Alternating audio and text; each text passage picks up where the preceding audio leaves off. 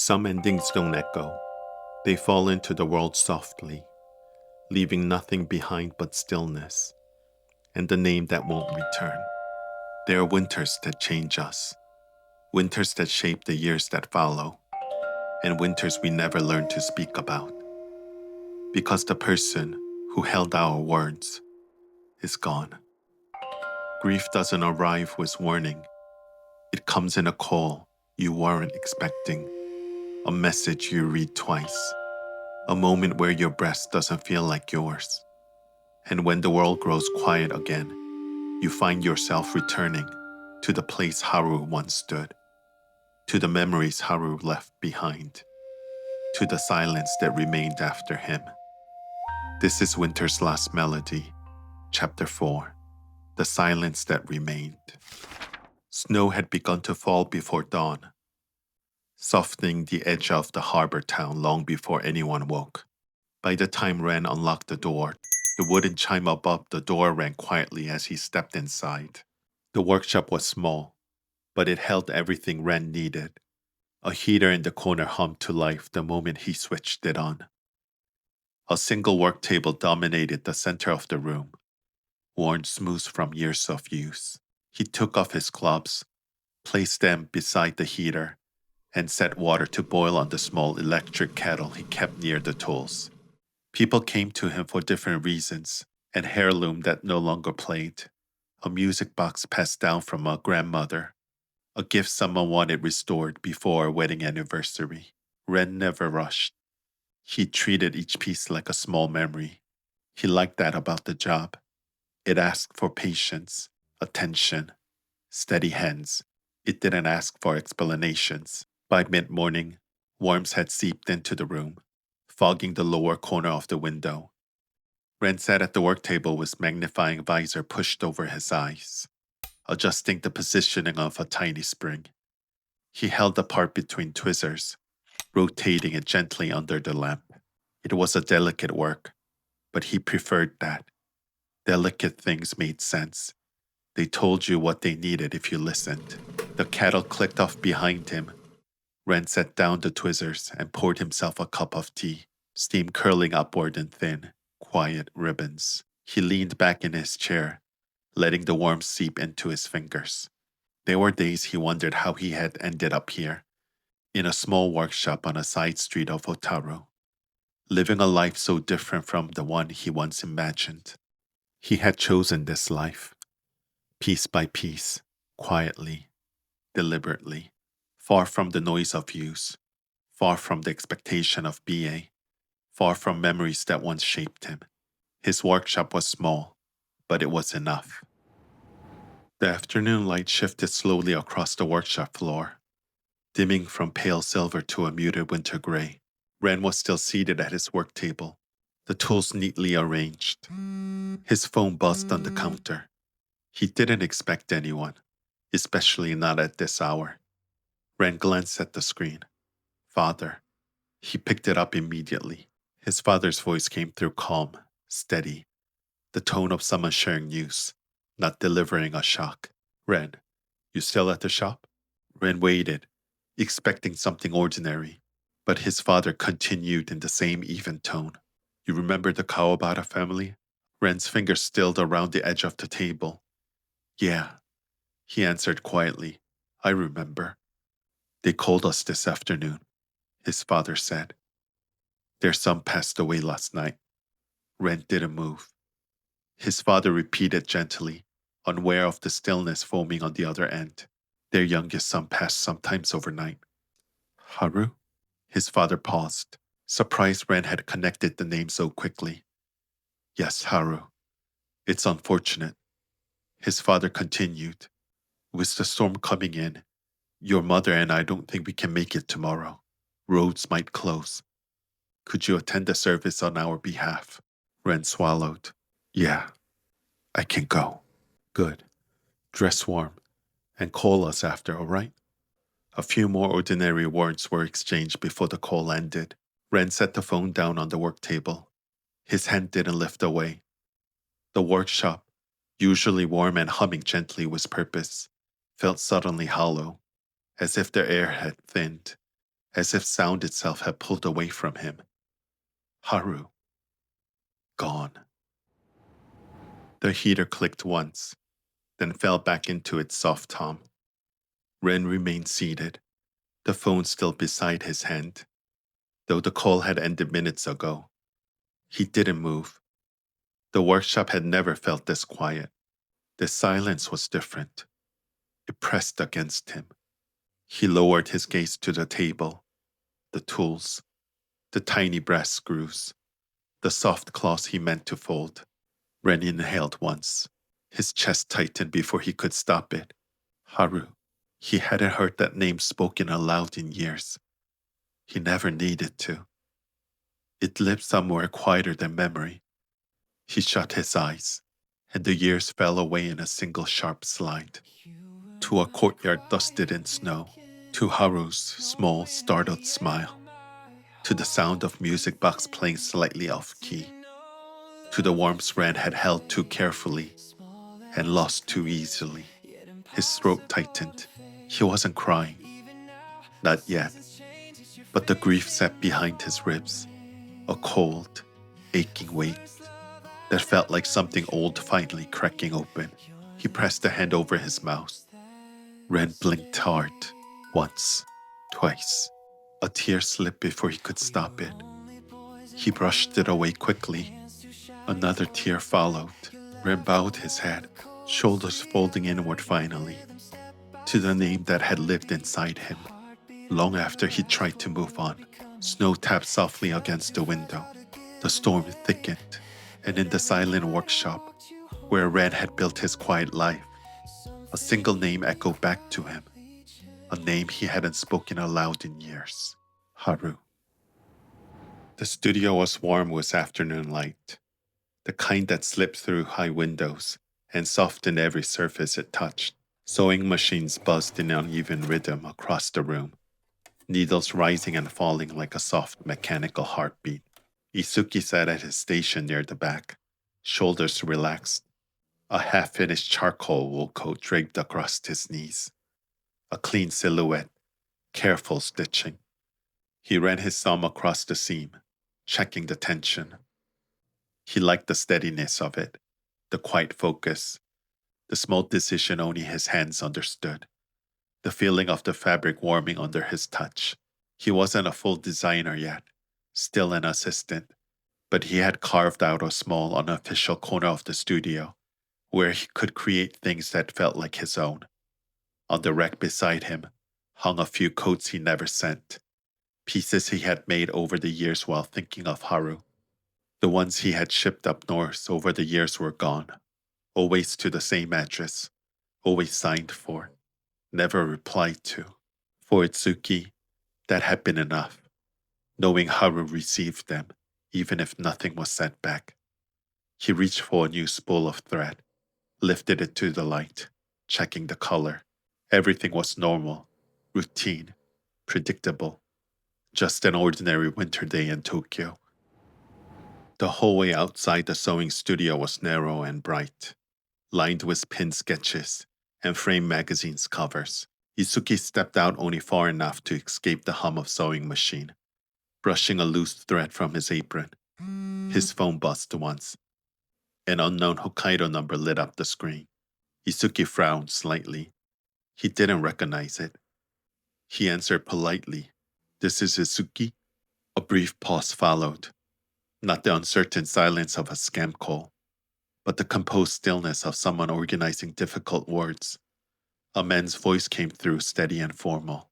"Hello, is this Mori Itsuki-san?" "Yes," Itsuki replied slowly. "Who is this?" Another quiet breath on the other end, measured, heavy. "My name is Kawabara Yuto. I'm calling from Hokkaido." The surname nudged something faint in Itsuki's memory, but he didn't place it immediately. Not until Yuto continued. "I'm Haru's older brother." Itsuki froze. Yuto's voice remained calm, not cold.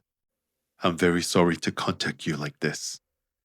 I found your number among Haru's old belongings." Itsuki's hand tightened around the phone. Belongings. He already understood. But Yuto still had to say it. Haru passed away last night. The hallway went silent. Itsuki didn't breathe, didn't move, didn't speak. I'm sorry, he whispered without thinking. What? Yuto's voice softened, but stayed steady. Our family is holding a small funeral tomorrow in Otaru. I don't know how well you knew him, but I felt you should be informed. Itsuki let out a small fractured breath, barely audible. Thank you for calling. The call ended quietly. Itsuki lowered the phone slowly, fingers trembling once before he forced them still. The hallway was unchanged. The sketches, the laughter faintly from the studio, the winter light. He pushed off the wall.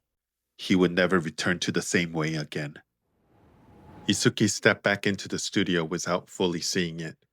The warm light scattered fabrics, the soft chatter. They blurred into a single distant wash of sound. Someone called his name once, lightly, but he didn't turn. He moved straight to his workstation. The urgency in his movement was unusual enough that one of them stood a little. Itsuki-san, is something wrong? He shook his head once, too quickly. Family emergency, he said, bowing apologetically. I'm so sorry. I need to take a few days. I'll call. He didn't wait for permission. Didn't need it. They could see something had cracked open behind his eyes. He slung his bag over his shoulder, nearly forgetting the thread still looped around his wrist, pulling it free as he walked toward the elevator. The doors closed around him. He couldn't fall apart here. He wouldn't. He stepped out into the cold Tokyo air and started running. He didn't remember the street he crossed, only the rush of winter wind against his cheeks, and the dull thud of his boots on pavement. He reached his apartment faster than he should have, fumbling slightly with the keys before stepping inside. Everything felt too quiet. He set his bag down, exhaled shakily. Then he began to move. A small overnight duffel bag from the closet. He didn't pack thoughtfully, just grabbed what he needed, with the instinct of someone preparing for something they didn't want to face. He pulled open the drawer of his small cabinet and froze. Inside was the wrapped bundle he never touched, except to dust the shelf, the old music box he hadn't given away.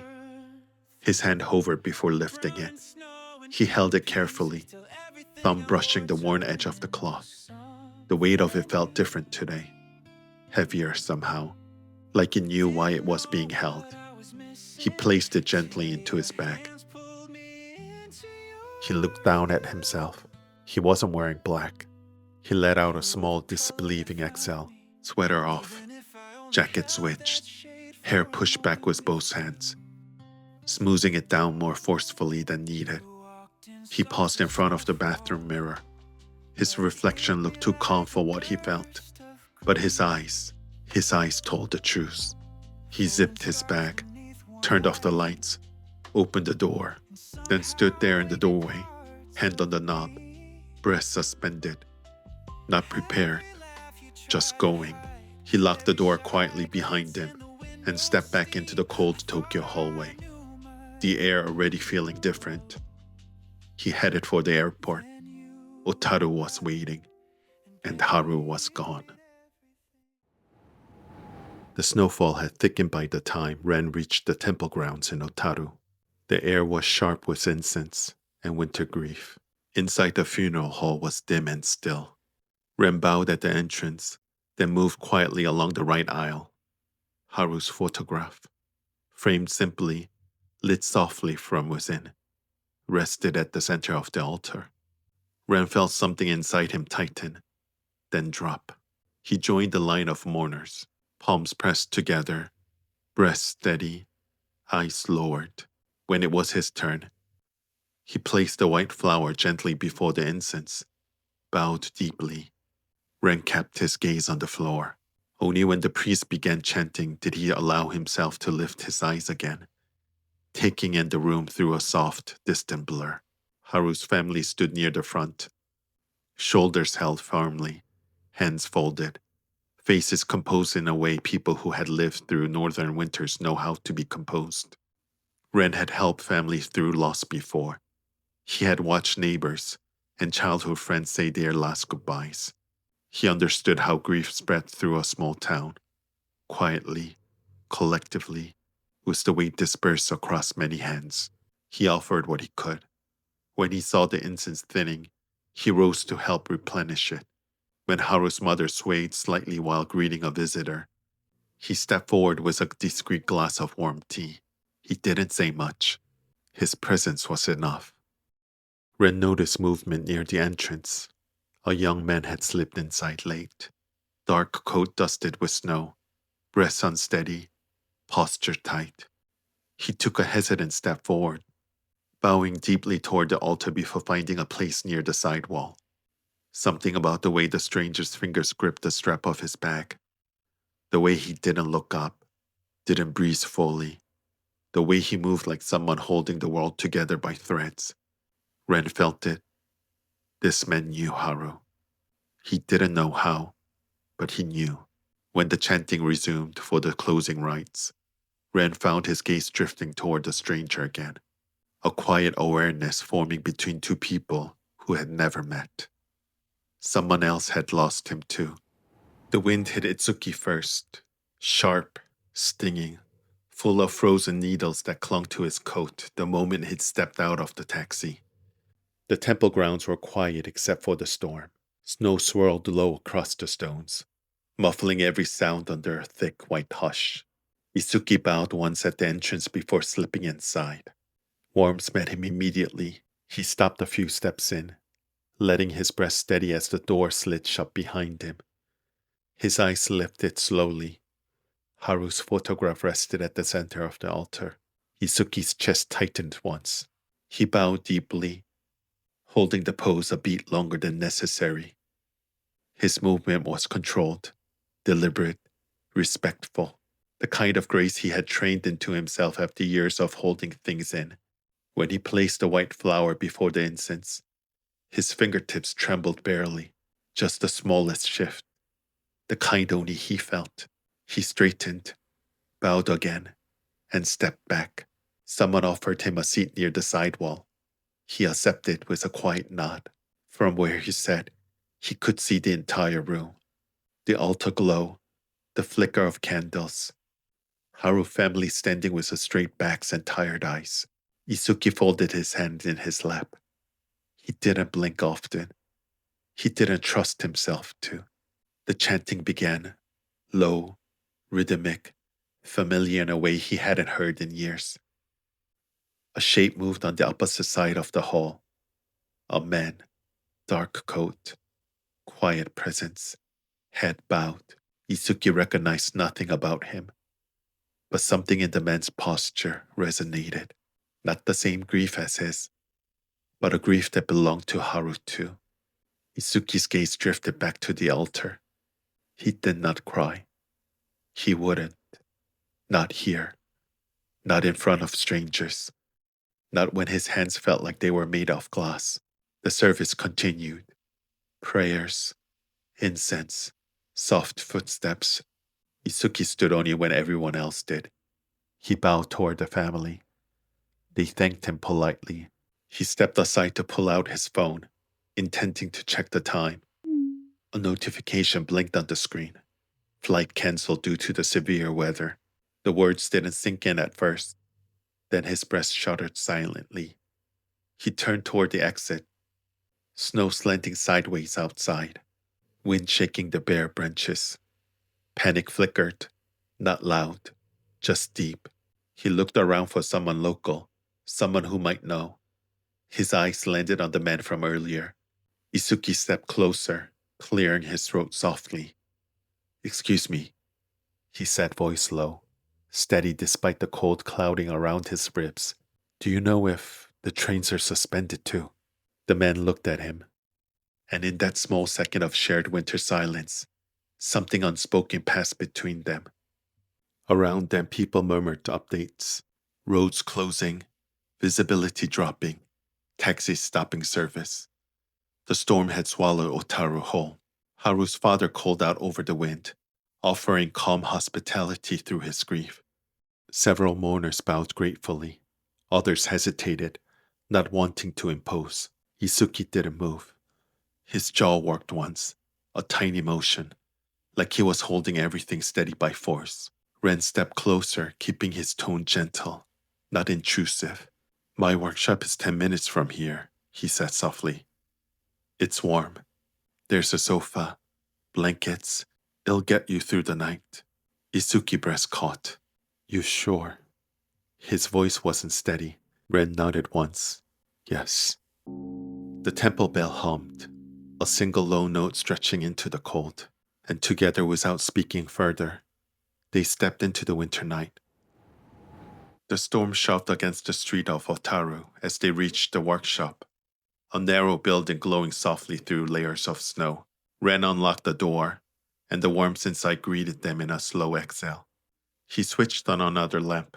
"You can put your things anywhere," he said gently. Itsuki nodded once. The workshop felt nothing like home, but it was warm, grounded, alive with the quiet hum of someone's crafts. Ren moved to the small kitchenette, setting 2 ceramic cups on the counter. "I'll warm the sake," he said. "It'll take a bit." Itsuki murmured a soft "thank you," then wondered. Ren lit a small tabletop burner and poured sake into a tiny metal tokuri to heat. The soft crackle of the flame filled the room. Itsuki's attention drifted to the shelves lining the workshop. Dozens of music boxes, all shapes, all woods, all quietly waiting. He stepped closer. His fingers hovered over one made of dark walnut, delicate flowers carved into its lid. He didn't open it, just looked. A craftsman's touch. Ren glanced over while handling the sake, but didn't interrupt. Itsuki finally reached for a small one crafted in maple, simple in design. He turned the crank slowly. The tokuri clicked softly against the burner. Ren poured the warm sake into 2 small cups and walked toward him with one. Itsuki accepted it with both hands, bowing lightly. They sat, Ren on the sofa edge, Itsuki near the low table where the music box rested between them. The storm outside stretched against the windows, wind howling like something hollow and tired. Itsuki took the first sip. Warmth spread slowly through his hands, then his chest. Then, Itsuki's control cracked. Not loudly, not messily, just a trembling inhale that broke apart halfway through. A hand pressed against his mouth, shoulders quivering in small, restrained shudders. Ren looked away to give him privacy, jaw tightening, his own eyes burning. Outside, the wind rolled. Inside, the sake cooled in untouched cups as 2 men sat with the winter Haru left behind, not speaking, not touching, just existing through the ache until the night softened enough for them to breathe again. Some silence don't arrive suddenly. They grow in the space we avoid, in the years we drift, in the things we never say until it's too late. A life leaves echoes behind, footsteps in the snow, warmth on a cup, a name spoken only in memory. This was Winter's last melody, Chapter 4, The Silence That Remained. Thank you for walking with us. If you'd like to continue the story, you can like the video and subscribe to Gay Audiobooks so the next chapter reaches you when you're ready.